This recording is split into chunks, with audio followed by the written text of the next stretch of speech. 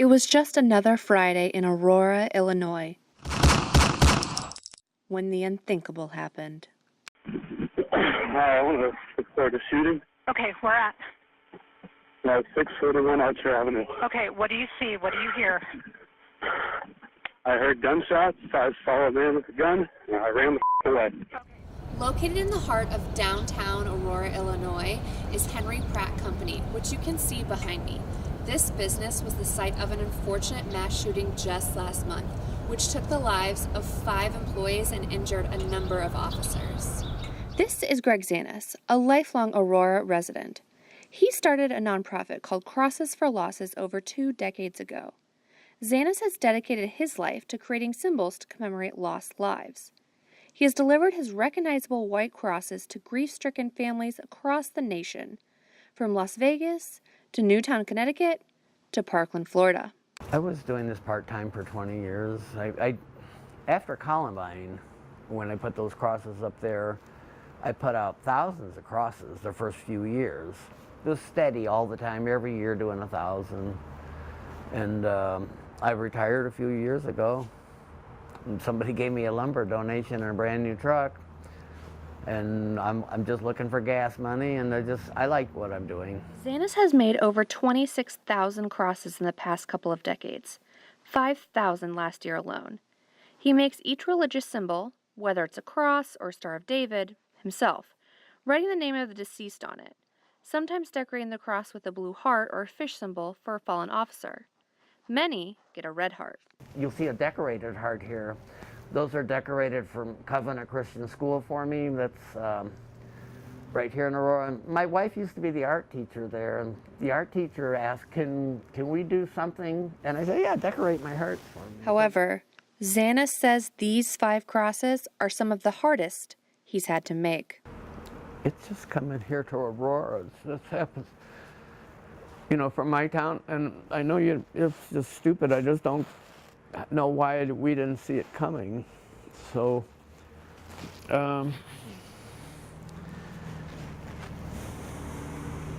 it was hard. We're sitting right here, and you see 10 squad cars fly by, and in a pack, and then every 30 seconds another one goes by, and my daughter came out here and told me that there was an active shooter. I gotta stop a second. While the town continues to mourn, the community has united to pick itself back up. The city of Aurora started a GoFundMe campaign to help raise funds for the families of those who lost their lives. With an original goal of $50,000, the campaign has now raised over $300,000. In an average office park located in West Chicago, you'll find a not-so-average business, Modest Coffee. They roast all of their coffee right here on the premises, as well as the brew #Aurora Strong that they created after the incident in Aurora at Henry Pratt. This is their new storefront and tasting room, where you can come in and buy hats, t-shirts, of course their coffee, as well as taste samples of all of their brews. Modest Coffee is owned and operated by Aurora residents Marcus and Jenny Contaldo. The roasting business is nice because we can really kind of plan our schedule the way we want to, and from a business sense, but then from just like our impact on the community or what we're doing in the coffee world, it's great to be able to have the creativity to roast the coffee. You can put a lot of yourself into it. The Contaldos were shopping at IKEA that fateful Friday when they heard the news about the shooting. You're kind of watching the events unfold online, and then the news reports and everything else. So as that's all happening, the gravity of it all is sinking in. And then it became, like, as the night wore on, it just became really surreal that this would happen. And so close to our house and in our community, 'cause it's not something that you would really expect. They knew they had to do something to help.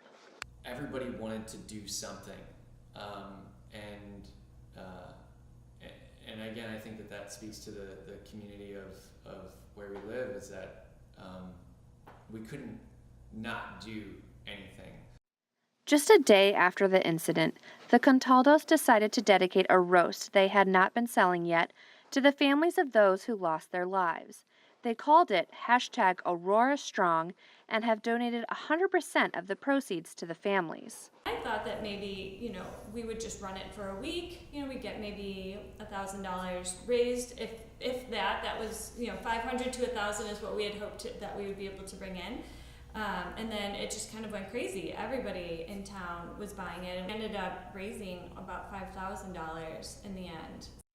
But the Contaldos don't want gun violence awareness to stop with their fundraiser. There's so much talk about, we need to restrict guns, we need to do this, we need to do that. I think we need to change the culture we have around guns. I think guns are viewed by so many people as powerful and something that gives them strength.